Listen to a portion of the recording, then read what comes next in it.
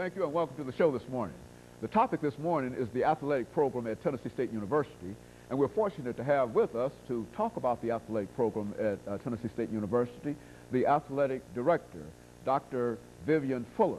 And Dr. Fuller, let me welcome you to the show this morning to talk about the athletic program at Tennessee State University. And I must tell you that before we start that we've had many folks on to talk about the athletic program at Tennessee State University, and you're simply following a great tradition. But first, let's have you to talk about Dr. VFuller, to talk about your background and give us some information about your education and some of the things that eventually led you to the situation you're in now. Well, thank you. I also would like to take this opportunity to thank you for having me on the show. I have been in Tennessee now a little over 2 months, and I took the job as athletic director on October 1. I came here from Chicago, Illinois, in which I served as director of intercollegiate athletics at Northeastern Illinois University, which is on the north side of Chicago. Prior to that, I was at Indiana University of Pennsylvania as associate athletic director, and prior to that, I was at North Carolina A&T as assistant athletic director. I went right up through the ranks of teaching, coaching, and director to the directorship. I grew up in rural North Carolina. I'm a sharecropper's daughter and have 4 sisters and 1 brother. So I am a very goal-oriented person and very task-oriented. And one of the things that I decided, if I was going to be in higher education, then I was going to be the best in higher education, and I was going to be the best in whatever jobs that I attained, and that's how I decided that I wanted to pursue athletics administration. And so eventually you ended up at Tennessee State University as the athletic director. Yes. Tell me, Dr. Fuller, what did you know about, coming of course from North Carolina, you certainly knew something about Tennessee State University, but what did you know about Tennessee State University before you became involved with this as an athletic director? The one thing that stands the out, image, that stands out to me was the Olympians. Wilma Rudolph, I knew of Tennessee State. John Merritt, I knew was a part of this great ham. Ralph Boston, I knew was a part of this great ham. And also, I remember Ed Temple as a child growing up and that wonderful 4x4 relay team. And that's more about what I knew about the institution. I knew Tennessee State University had a very strong sports tradition, had a very strong sports history. I knew a great number of Olympians had come out of here. But as far as the nuts and bolts of Tennessee State University, I learned them as I went through the interviewing process. Now, what have you learned about the athletic program at Tennessee State University in terms of the nuts and bolts of it, your responsibilities and your tasks and the things that are laid out before you? I think as a new person coming into any program, I think one thing that you have to look is from a manager standpoint, and I consider myself a manager. I also consider Tennessee State University's athletics program a small entity of the university. It is almost like an independent contractor, is the way I see it. One of the things that my role is first to come in and assess the program. Second, evaluate personnel and see where we are. And when I say personnel, I'm speaking of coaches and student athletes. Thirdly is fundraising, which is a very strong effort because I feel very strongly that in order to move us into the next millennium, external funding is the way that's going to help move this program over the curve. And the fourth component is community outreach. I think it's very important for us as an institution of higher education to be out in the community, be out speaking to children, to be out speaking and working. I've been here less than 2 months and I've spoken to over 3,000 people already.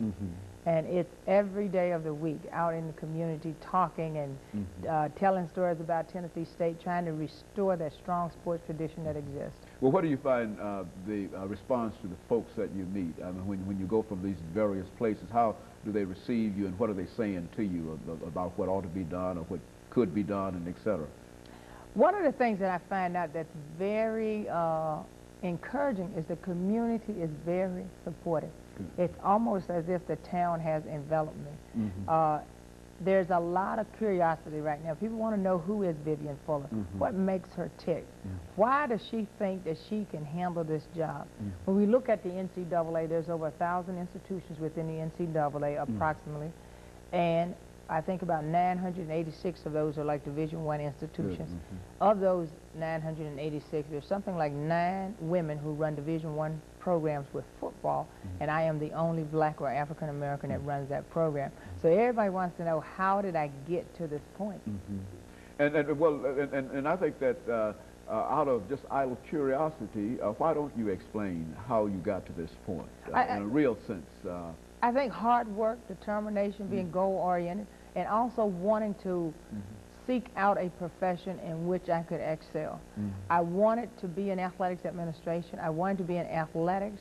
And what I decided once I got into the business that I was going to eventually be athletic director. Generally, you find that women in the business do a one job stint, like the Army. You do a stint here, a stint here. Women technically stay in the same place because the way the power structure is based, that once a woman gets into a position, that's the only position that she wants. I have been truly blessed, and I am truly lucky. This is my second stint as director of athletics, and it is something that was hard work and determination, and that I was committed to doing. I set my goals to do this 5 years ago. It took me about 5.5 years, and one thing that I learned in that process is even though you set your goals and you don't achieve them, you can always reset those goals. I also learned in that strong process, you use the situations that you're in to evaluate exactly what you want to do in the future. And when you get there, you have, as Andy Warhol would say, your 15 minutes. So make sure that your presentation is sharp, make sure that you do your research, you do all the technicalities it takes to come in and kind of sell yourself to this community. You know, I think, Dr. Fuller, you've hit on one of the basic problems that we have in terms of dealing with many of our young people today, that so many of them have not been encouraged to establish goals. I mean, and I think that what you're indicating here is that you're interested in goal setting, and also you recognize the importance of having some real ambition or some real desire. And I think that what you said indicated that you thought about this 5 years. You set yourself as a goal for 5 years, and it took you 5.5 years to make it. But I think it indicates more than anything your great desire, you see, and the reason I believe that you are one of the few female athletic directors, and perhaps the only black athletic director, is because a desire to be so. Correct. And I think that all, and why don't you speak to that in terms of what we can say to our young people today? Because, you know, one of the roles that I feel very strongly about is my partnership with the community. Not the rich community, not the famous community, but the community that I can relate to as it relates to race, class, and gender. I feel very, very strong that my role is to go back into these neighborhoods, to attend these churches, to attend these meetings, to go into schools and work with these kids and show them that I am no different than they are. Our similarities are the same. I grew up in rural North Carolina. They grew up in Tennessee. We have woods and trees in both places. The other thing that's important for our young people to understand is that their goals are attainable.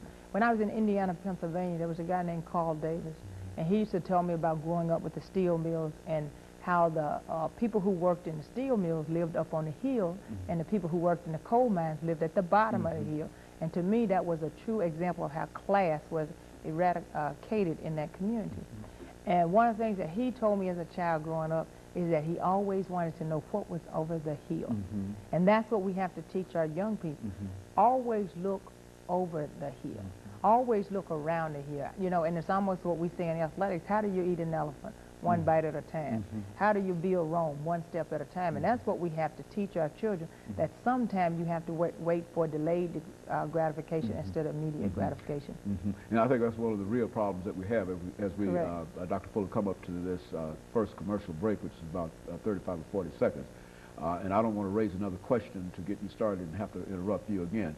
But I think, but I certainly would agree with you that the most important thing is goal setting. And so many of our young people today simply become discouraged for whatever reason. They don't have the right encouragement. They don't have an opportunity to meet people like yourself who will tell them that it can be achieved and whatnot. And I think that if we can continue that trend, then we will be quite successful. And we'll be back with you following this first commercial break.